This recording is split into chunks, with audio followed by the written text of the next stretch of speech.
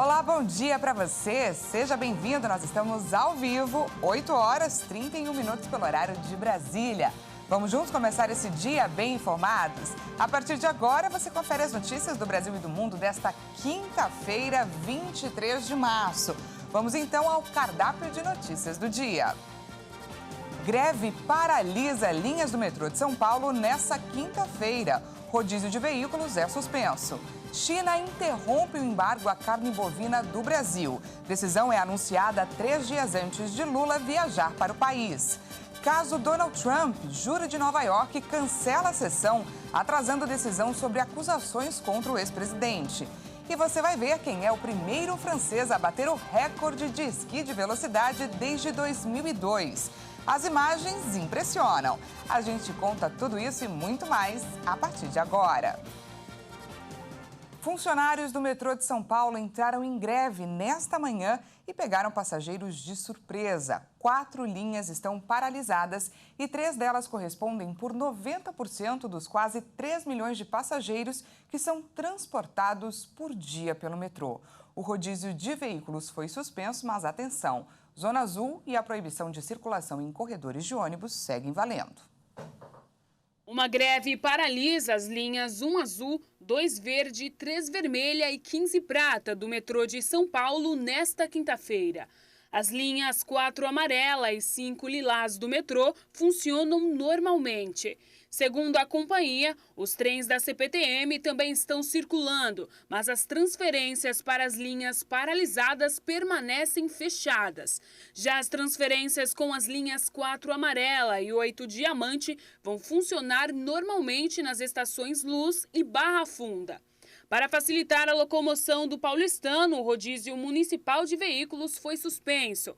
Mas a Zona Azul e a proibição de circulação de carros nos corredores de ônibus continuam valendo, assim como a zona máxima de restrição à circulação de caminhões e a zona máxima de restrição ao fretamento. O Sindicato dos Metroviários informou que a categoria exige o pagamento de direito, o fim das terceirizações e a abertura de concurso público, devido ao quadro defasado de funcionários. Durante a madrugada desta quinta-feira, o sindicato informou que enviou um ofício à direção do metrô, solicitando a liberação das catracas para que os funcionários assumam os postos de trabalho. Mas, por meio de nota, o metrô disse que não há justificativa para a greve, reivindicando que já vem sendo cumprido pela empresa. A empresa disse que também empenhou esforços para atender os pleitos do sindicato, mas que a realidade econômica da companhia não possibilita o pagamento de abono salarial neste momento. Em contrapartida, começa a valer hoje o Mobizap SP, aquele aplicativo de transporte de passageiros da Prefeitura de São Paulo. A partir das 13 horas, os moradores da cidade de São Paulo já podem pedir uma corrida por meio do aplicativo Mobizap SP Passageiro, disponível para iOS e Android. Administrado pela gestão pública, o aplicativo de transporte de passageiros entra no mercado como concorrente da Uber e da 99. Como diferenciais, a plataforma não conta com aquela tarifa dinâmica, o que pode tornar os preços mais baratos durante os horários de pico e também não oferece taxa por cancelamento de corrida. Em relação ao preço, a Prefeitura afirmou que o valor da tarifa será calculado com base em 3 critérios, sendo tempo estimado de viagem, distância e horário. Apesar de ser voltado apenas para as viagens que tenham como partida vias da cidade de São Paulo, o destino varia de acordo com cada cliente, podendo ser além dos limites do município. O serviço pode ser pago com dinheiro, cartões de crédito, débito e crédito no aplicativo. Por enquanto, apenas o Pix ainda não é uma opção. E a Petrobras anunciou uma redução no preço do diesel para as distribuidoras. A partir de hoje, o valor vai cair 18 centavos nas refinarias. E no comunicado que informou a medida, a estatal avisou que não deverá acompanhar as cotações do mercado internacional nem as oscilações de câmbio. Vamos conferir mais detalhes com a repórter Maria Clara Leite. O valor passa de R$ 4,02 para R$ R$ 3,84 por litro, uma redução de quase 4,5% para o diesel. Já os preços dos outros combustíveis não sofrerão alteração neste momento. Esse recuo no preço do diesel acompanha a queda nos preços do barril de petróleo no mercado internacional, que nesta semana chegou ao nível mais baixo em quase 15 meses. Segundo nota da Petrobras, essa nova redução tem como objetivos principais a manutenção da competitividade dos preços da estatal frente às principais alternativas de suprimento dos clientes e a participação de mercado necessária para a otimização dos ativos de refino. Essa é a segunda vez no mês de março que a Petrobras reduz o preço do diesel. E vamos agora falar sobre a taxa Selic, porque no final das contas o Comitê de Política Monetária manteve a taxa de juros básicos da economia em 13,75%. A decisão já era esperada pelos analistas financeiros. Apesar das pressões do presidente Lula, o Banco Central não mexeu nos juros. Por unanimidade, o Comitê de Política Monetária, o Copom, manteve os juros básicos da economia em 13,75% ao ano. No comunicado, o Copom informou que o ambiente internacional se deteriorou desde a última reunião, com bancos nos Estados Unidos e na Europa em problemas e com a inflação na maioria dos países não cedendo. O texto menciona incertezas em relação ao futuro arcabouço fiscal em elaboração pelo governo, mas elogia a recente reoneração parcial da gasolina e do etanol. A Selic continua no maior nível desde janeiro de 2017, quando também estava em 13,75% ao ano. Essa foi a quinta vez seguida em que o Banco Central não mexeu na taxa, que permanece nesse nível desde agosto do ano passado. A Polícia Federal prendeu membros de uma facção criminosa que elaboraram um plano de ataque contra várias autoridades. O alvo principal era o ex-juiz e atual senador Sérgio Moro, do União Brasil do Paraná. Policiais militares e penais também estavam na mira dos criminosos. Vamos conferir na reportagem especial da Jaqueline Fonseca. Criminosos suspeitos de planejarem um ataque contra servidores públicos e autoridades brasileiras foram presos nesta quarta-feira em uma operação da Polícia Federal deflagrada em 5 estados. Foram cumpridos 24 mandados de busca e apreensão, 7 mandados de prisão preventiva e 4 mandados de prisão temporária em Mato Grosso do Sul, Rondônia, São Paulo e Paraná. Armas, joias e anotações foram apreendidas e vão servir como provas para a investigação. O senador e ex-ministro da Justiça, Sérgio Moro, seria um dos alvos. Segundo a investigação, o plano de ataque mirava especialmente policiais militares e penais, além de promotores de São Paulo e Paraná, e incluía extorsão, sequestro e homicídio. No começo do ano, Sérgio Moro relatou à presidência do Senado que estava sendo ameaçado e solicitou escolta. Após atender o pedido do parlamentar, o Senado informou sobre as ameaças ao Ministério da Justiça e Segurança Pública. E, segundo o ministro Flávio Dino, ainda em fevereiro, começaram as investigações que levaram às prisões dos criminosos nesta quarta-feira. Na terça-feira, durante uma entrevista, o presidente Lula disse que, enquanto esteve preso por decisão do juiz Sérgio Moro, pensava em vingança.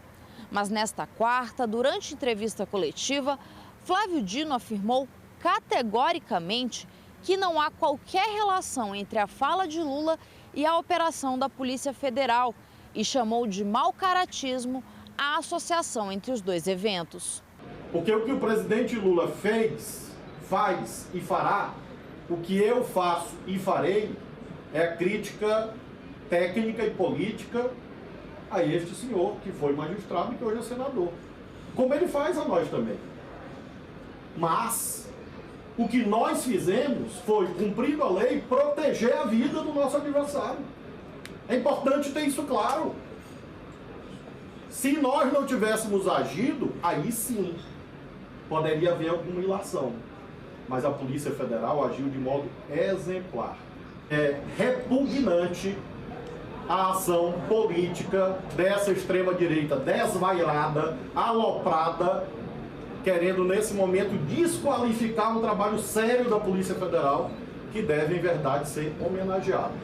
Trabalho esse que salvou a vida, graças a Deus, do senador Sérgio Moro. Durante a sessão do Senado, nesta quarta-feira, o senador Sérgio Moro falou sobre o assunto, agradeceu aos investigadores e policiais envolvidos na operação e disse que os ataques foram planejados em retaliação ao trabalho contra o crime organizado e transferência de presos para unidades penitenciárias federais. Não tenho, evidentemente, o detalhamento da investigação, mas o que me foi informado é que uma célula do PCC tinha esse planejamento de sequestrar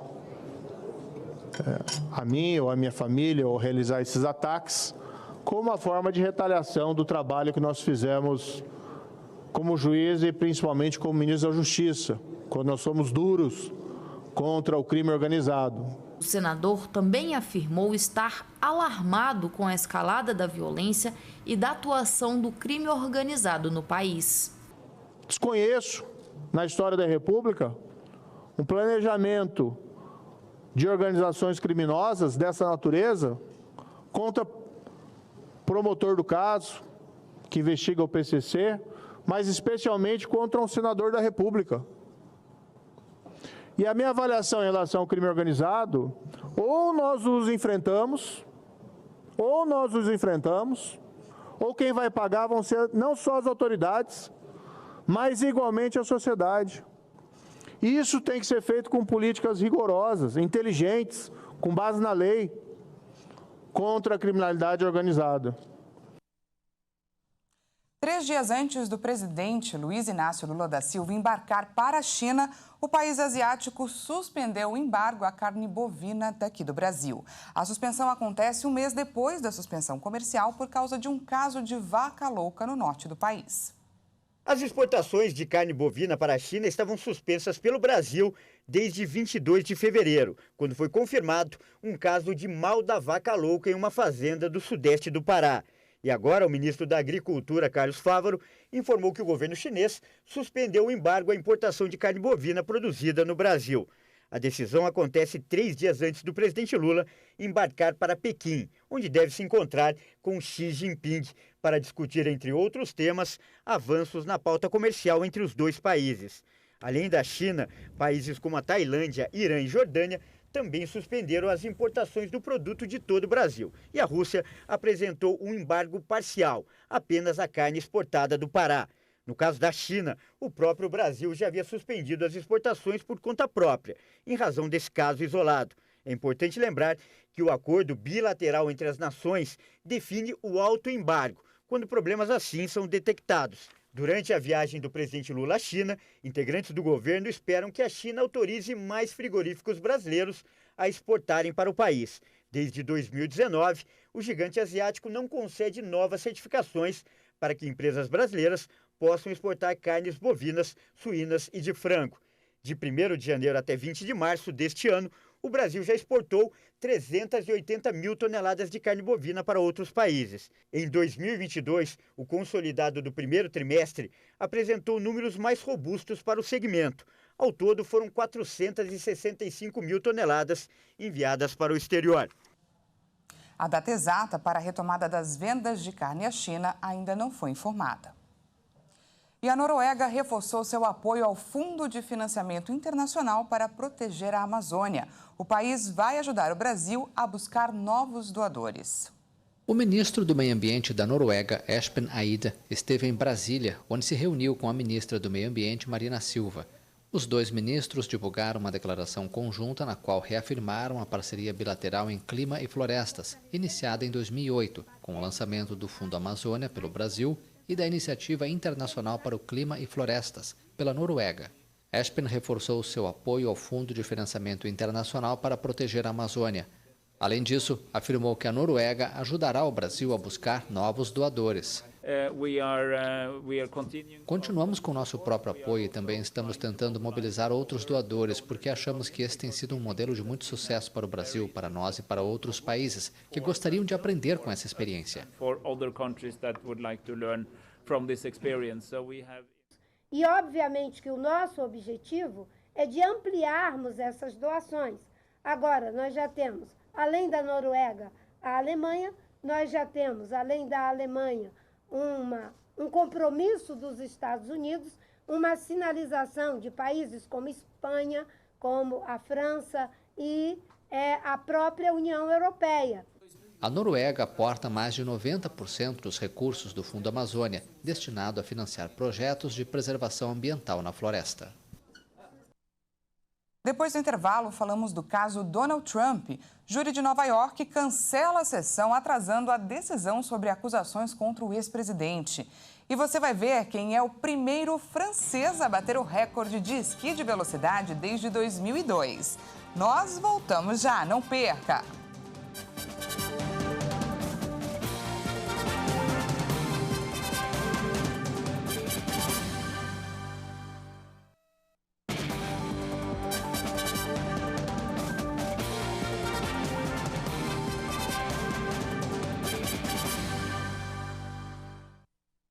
Seja bem-vindo mais uma vez, nós estamos de volta ao vivo, 8 horas e 50 minutos pelo horário de Brasília e voltamos com mais destaques internacionais.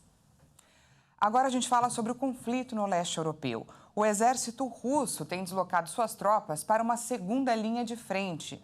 A cidade ucraniana de Avdiivka tem sido palco de grandes batalhas entre as forças de Moscou e Kiev. Mesmo assim, os moradores que ainda vivem na região acreditam que a cidade não será conquistada pela Rússia tão cedo. Vamos conferir. Assim como em Bakhmut, o exército russo tenta cercar outra fortaleza ucraniana, a cidade de Avdiivka. Os bombardeios são frequentes na área, localizada a cerca de 60 quilômetros ao sul de Bakhmut, na bacia do Donbass. A cidade caiu nas mãos dos separatistas pró-Rússia em 2014, mas anos depois foi recapturada pelas tropas de Kiev. Desde então, tem sido um dos focos do conflito. É uma linha de frente desde 2014. É uma região de fortificação muito resistente, toda de concreto armado, com bunkers. É uma verdadeira fortaleza. Está mais bem protegida do que Bakhmut, que tem principalmente trincheiras. Aqui temos bunkers. Antes do início da invasão russa da Ucrânia, em fevereiro de 2022, a cidade tinha cerca de 30 mil habitantes. Após um ano de conflito, restam apenas 2.300, dos quais quase 2.000 recebem ajuda humanitária. Para onde posso ir? Como deixar tudo? Cuido de 3 casas e 3 cachorros. Quando você fecha um apartamento, é fácil sair, mas quando você sai de uma casa, eles rapidamente saqueiam. A situação está piorando, os mísseis estão ficando mais presentes, os prédios estão literalmente desabando. Antes não tínhamos muito medo, nos acostumamos com a artilharia, mesmo tendo como objetivo matar pessoas. Mas agora somos bombardeados com mísseis, temos ataques aéreos. É bem pior. A cidade é atualmente um dos 2 campos de batalha mais difíceis do front, junto com Bakhmut, onde os russos bloquearam uma das principais vias de acesso. A decisão sobre as acusações contra o ex-presidente americano Donald Trump foi adiada nesta quarta-feira após o júri de Nova York cancelar a sessão. Trump é suspeito de estar envolvido em um caso milionário de suborno durante o processo eleitoral em 2016. A sessão desta quarta foi cancelada, indicaram autoridades policiais não identificadas a vários veículos de comunicação sem explicar o motivo. Segundo o jornal The New York Times, a interrupção dos procedimentos de um grande júri não é comum. Com barricadas do lado de fora da Trump Tower e a polícia em alerta máximo, a cidade está em suspense há dias com a possibilidade de o ex-presidente ser indiciado pelo Tribunal Estadual de Nova York, em especial depois que Trump afirmou no fim de semana que seria preso na terça-feira, o que não aconteceu. Se indiciado, o magnata de 76 anos se tornaria o primeiro ex-presidente dos Estados Unidos acusado de um crime, o que complicaria suas aspirações de ser o escolhido do Partido Republicano para as eleições presidenciais de 2024. Também seria a primeira vez que um ex-presidente americano poderia ser preso, registrado com impressões digitais e possivelmente algemado. O Federal Reserve, o Banco Central dos Estados Unidos, elevou a taxa básica de juros do país. De acordo com o órgão, a decisão leva em conta a proteção da economia americana e o fortalecimento do sistema bancário. Novas altas devem ocorrer ainda este ano. O Banco Central americano, o Federal Reserve, aumentou suas taxas básicas de juros em 0,25 ponto percentual. Agora as taxas passam para o intervalo entre 4,75% e 5%. A alta ocorre em meio a preocupações com a inflação e apesar dos problemas no setor bancário com a quebra de 2 bancos recentemente. O presidente do Federal Reserve afirmou nesta quarta-feira que o dinheiro dos correntistas está seguro nos bancos americanos. O Federal Reserve tomou medidas decisivas para proteger a economia e fortalecer a confiança do público em nosso sistema bancário. Essas ações demonstram que as economias de todos os depositantes no sistema bancário estão seguras. O Banco Central americano projeta ainda mais uma alta nas taxas de juros este ano. E agora a gente fala sobre a economia da Argentina, que cresceu pelo segundo ano consecutivo. O PIB do país chegou a aumentar 5,2% em 2022. É o segundo ano consecutivo de crescimento após 3 anos de quedas. Em 2021, o PIB teve expansão de 10,3%. O crescimento no ano passado foi sustentado principalmente pelo aumento do consumo privado e exportações. O setor de agricultura, pecuária, caça e silvicultura registrou queda. O crescimento da economia ocorre em um contexto de inflação alta. A Argentina encerrou 2022 com um aumento do custo de vida de 94,8%. O índice de desemprego fechou o ano passado em 6,3%, frente aos 7% de 2021. Simon Billy, esse é o nome do esquiador francês que bateu o recorde mundial de velocidade. Ele atingiu mais de 255 km por hora ao descer os Alpes franceses. Vamos conferir as imagens. Como um foguete montanha abaixo, o francês Simon Billy bateu o recorde mundial de velocidade no esqui nesta quarta-feira. Ele atingiu a impressionante velocidade dos 255,5 km por hora. A façanha ocorreu em Vars, nos Alpes franceses. O recorde que Simon melhorou era ostentado desde 2016 pelo italiano Ivan Origoni, que tinha obtido 254,95 km por hora. Billy, de 31 anos, faz parte de uma célebre família de esquiadores de velocidade e treina desde pequeno na pista de Chabrières, a única do mundo homologada para os recordes de velocidade. Os esquiadores de velocidade podem alcançar os 200 km por hora em menos de 6 segundos. A modalidade, incluída como demonstração nos Jogos Olímpicos de Inverno de Albertville, na França, em 1992, nunca entrou oficialmente para o quadro de competições do evento. Essa edição fica por aqui. Muito obrigada pela sua companhia. Às 10 horas eu volto com mais informações para você. Até lá!